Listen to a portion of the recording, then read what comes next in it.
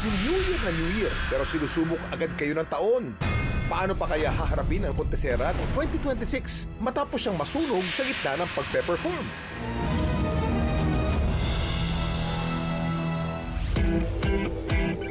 Siya si Bong, veteranong kontesera ng kabi-kabilang gay pageant sa kanilang lugar. Kung makarampa, wagas. Sa 5 taong pagpapageant ni Bong, lagi lang daw siyang runner-up. Pero wag kayo, pagdating naman daw sa talent portion, siya ang nagre-reyna. On fire daw kasi siya sa tuwing nagpa-perform ng talent niyang fire dancing. Yun talaga ang ano niya, yung fire dance. Sa huling gay pageant na sinalihan niya, nanood ang kanyang pamilya. Ateng, first time yung mapapanood yung pageant ko na magpa-fire dance ako, ika niya. Manood ka. Nanood kaming lahat. Si nanay.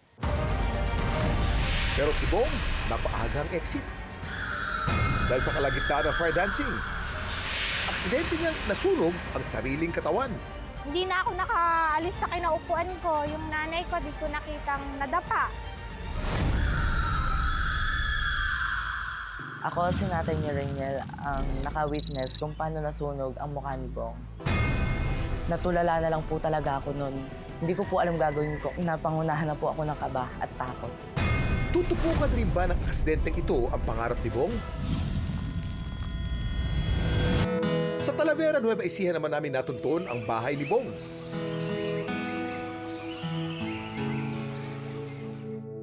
Isang buwan matapos ang aksidente sa gay pageant, hindi na raw siya lumalabas ng bahay. At umaasa na lang sa kikitain niya sa pagtatanim ng palay. Nahiya na raw kasi siya sa itsura ng kanyang dibdib, hita at buka. Napuno ng lapnos dahil sa apoy. Kapit na mahigpit mga kapuso, lalo na kung gaya nila, malalagay din kayo sa bingit ng peligro. Nag-backfire sa mukha ko. Dumiretso dito sa nasunog yung dito sa may damit ko. Pero ngayong umaga, haharap daw siya sa atin. Ako po si Bong Coleta, ang nasunog po sa video. Tumulo rito sa mga damit ko. Nag-backfire sa mukha ko. Dumiretso rito sa nasunog yung dito sa may damit ko. Sa balat ko, ba't nagkakatubig-tubig na, naglalapnos na. Sa murang edad, namulat na raw sa hirap ng buhay si Bong. Anim kami magkakapatid. Kami ay nagsasaka, makain lang sa 3 beses sa isang araw. Ang nanay ko, nagtitinda naman ng mga bibingka. Kaya sa edad na 15 anyos, ang naisip daw ng paraan ni Bong para makamenos sa gastusin ng pamilya, mag-gay pageant. Dati, nanonood lang ako ng mga video ng mga bakla, yung mga iniidolo ko. Tapos, hanggat sa sinasabi ko na sa sarili ko na gusto ko nang sumali ng pageant. Di bali ng araw na hindi niya masungkit ang corona. Basta maiuwi lang niya ang premyo para sa Best in Talent. Yung pinakamalaking napanalunan ko noon, yung sumali ako ng Miss Gay Magtanggol. Kasi nga ako nakakuha ng Best in Talent noon. Second runner-up ako. Worth 10,000 ata nakuha ko noon. Siyempre, malaking bagay na rin sa akin. Yung iba pinunta ko sa pag-aaral ko. Suportado naman daw si Bong ng kanyang pamilya.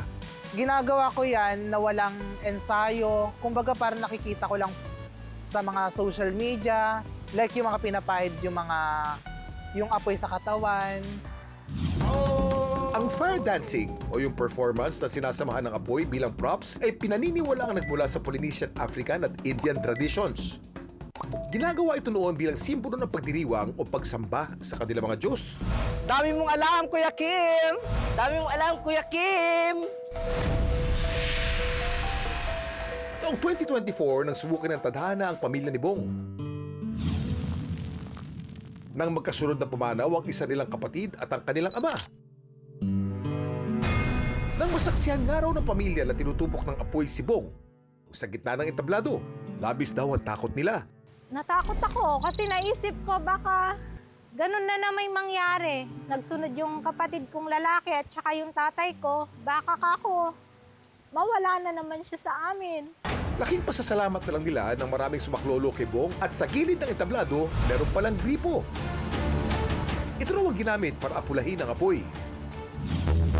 Pero imbis na dumiretso sa ospital, si Bong hindi pa raw agad umalis sa pag-asang makakasungkit ng corona o cash prize. Pero ang tanong, ano kaya ang magiging kapalaran ng balat ni Bong? Pag umabot na sa second layer ng balat, ang injury, nagkakaroon kumisa ng scarring. Yun. So, pero ako, mas concerned ako dun sa loob ng katawan niya. Siyempre, dahil galing sa bunganga niya nun, pwede rin pumasok sa bibig niya yun, no? At kumisan pa, pumapasok pa sa loob ng lalamunan. Minsan sumasabog ito eh. It could even cause death. Tinurukan ako ng mga anti-tetano. Ilang turok yun, 3 ata, ganon. Marami rin siyang biniling gamot sa akin. Parang na-trauma na rin ako na gawin yung talento na yun. Sa ngayon, patuloy na nagpapagaling si Bong. Magpapahinga raw muna siya sa pagiging kontesera hanggang sa maibalik niya ang nawalang confidence. Sa pagpasok natin sa bagong taon, naway iwan na natin ang mapapait na alaala ng nakaraan. Sa halip ay baunin ang mga aral at marka ng ating katatagan at paglaban. Dami mong alam, Kuya Kim.